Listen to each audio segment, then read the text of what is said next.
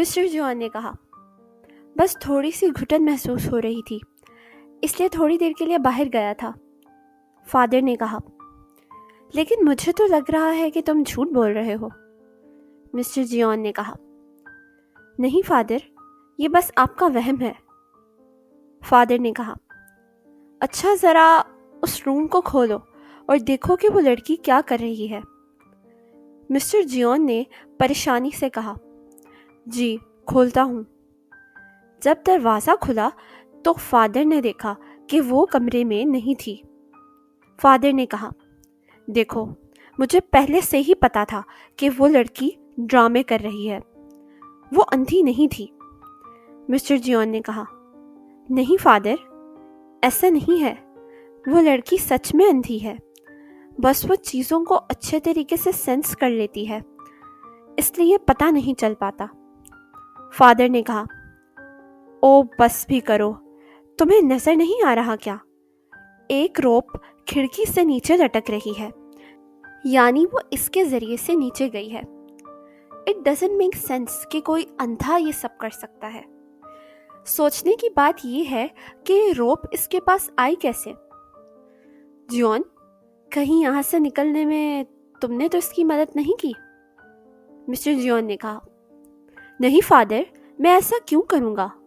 Father نے کہا، ٹھیک ہے پھر، ویسے بھی وہ ہمارے کسی کام کی نہیں تھی، لیکن اس کے بعد اگر وہ مجھے کہیں نظر آئی تو میں اس کو مار دوں گا، اور مجھے امید ہے کہ تم بھی ایسا ہی کرو گے۔ مسٹر جیون نے کہا، جی فادر، جیسا آپ کہیں۔ اس کے بعد مسٹر جیون نے فوراً ٹائہنگ کو کال کی اور کہا، ٹائہنگ، ننسی تمہارے پاس ہی ہے نا؟ ٹائہنگ نے کہا، جی میرے ساتھ ہی ہے۔ کیوں، آپ بھول گئے کیا؟ اسے آپ ہی تو یہاں چھوڑ کر گئے ہیں۔ مسٹر جیون نے کہا، ہاں میں جانتا ہوں، بس ننسی سے کہنا کہ چاہے کچھ بھی ہو جائے میرے فادر کے سامنے ہرگز نہ آئے، ورنہ بہت برا ہوگا۔ یہ کہہ کر مسٹر جیون نے فون کاٹ دیا۔ ننسی نے کہا، ٹائہنگ، کس کی کال تھی؟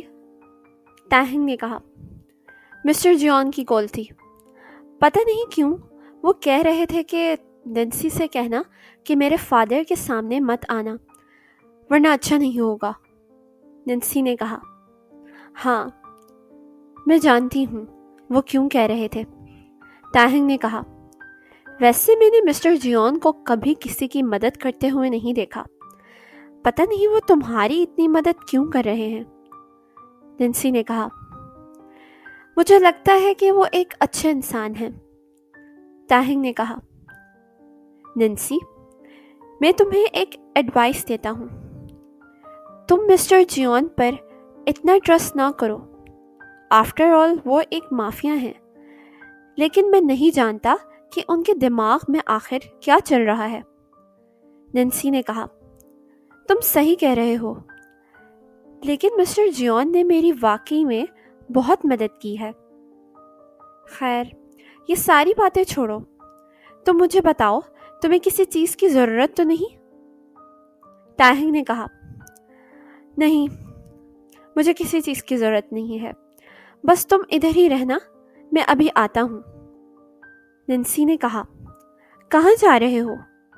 ٹائہنگ نے کہا، واش روم جا رہا ہوں، تم یہاں سے ہلنا نہیں، میں ابھی آتا ہوں۔ ٹائہنگ واش روم کے لیے جا ہی رہا تھا کہ اس نے ایرنی کو مسٹر چا سے بات کرتے ہوئے دیکھا۔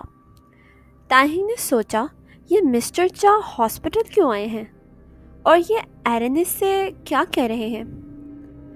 ٹائہنگ فوراً ننسی کے پاس گیا اور اس نے کہا، ننسی، تم یقین نہیں کرو گی کہ میں نے کیا دیکھا۔ ننسی نے کہا، کیا؟ ٹائہنگ نے کہا، میں نے ابھی یہاں پر ایرن کو مسٹر چا سے بات کرتے ہوئے دیکھا اور پھر وہ دونوں باہر چلے گئے۔ ننسی نے کہا، ایسا کیسے ہو سکتا ہے؟ تم ایرن کو فون کرو اور اس سے پوچھو کہ وہ ابھی کہاں ہے۔ ٹائہنگ نے ایرن کو فون کیا تو اس نے کہا، کیا ہوا تاہنگ؟ اب تم کیسے ہو؟ تاہنگ نے کہا، تم ابھی کہاں ہو؟ آج ہاسپٹل نہیں آئی؟ ایرین نے کہا، ہاں وہ آج میری طبیعت کچھ ٹھیک نہیں تھی، اس لیے گھر پر ہی تھی۔ پھر تاہنگ نے فوراً فون کاٹ دیا۔ تاہنگ نے کہا، نینسی مجھے کچھ ٹھیک نہیں لگ رہا، دال میں کچھ تو کالا ہے۔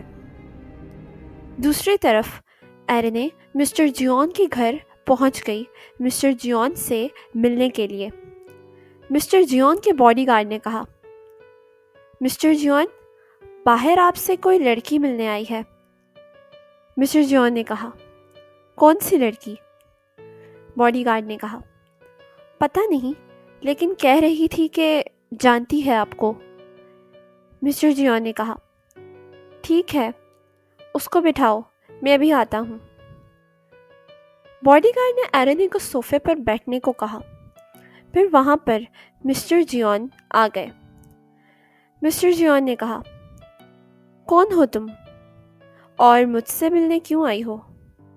ایرین نے کہا، میں ایرین ہوں، تاہنگ اور نینسی کی دوست۔ میں نے آپ سے کال پر بھی بات کی تھی۔ مسٹر جیون نے کہا، ہاں یاد آ گیا مجھے۔ تم یہاں کیوں آئی ہو؟ ایرین نے کہا، اصل میں آپ کو کچھ بتانا چاہتی ہوں، اس بیگ کے بارے میں جو گم گیا تھا۔ مسٹر جیون نے کہا، کیا ہوا؟ وہ بیگ مل گیا کیا؟ ایرین نے کہا، جی مجھے وہ بیگ مل گیا ہے۔ مسٹر جیون نے کہا، اچھا تو جلدی بتاؤ کہاں ہے وہ بیگ؟ ایرین نے کہا، نینسی کے گھر پر۔ مسٹر جیون نے کہا، کیا؟ لیکن جب میرے باڈی گارڈ نے تلاشی لی تھی تب تو اس کے گھر سے کچھ بھی نہیں نکلا تھا۔ ایرین نے کہا، نینسی مجھے لگتا ہے کہ ڈرامے کر رہی ہے کہ وہ کچھ نہیں دیکھ سکتی۔ وہ بیگ مجھے اسی کے گھر سے ملا ہے، اس کے بیڈ کے نیچے پڑا ہوا تھا۔ یہ سب کچھ سن کر مسٹر جیون کو بہت غصہ آ گیا۔ اوکے گائز، مجھے امید ہے کہ آپ کو میری یہ نیو مافیا سیریز اچھی لگی ہوگی اور آج کے ایپیسوڈ بھی پسند آئی ہوگی۔ اور اگر آپ کو پسند آئی ہے تو کمنٹ سیکشن میں بتائیں کہ اگر آپ کو ایسی اور ویب سیریز چاہیے تو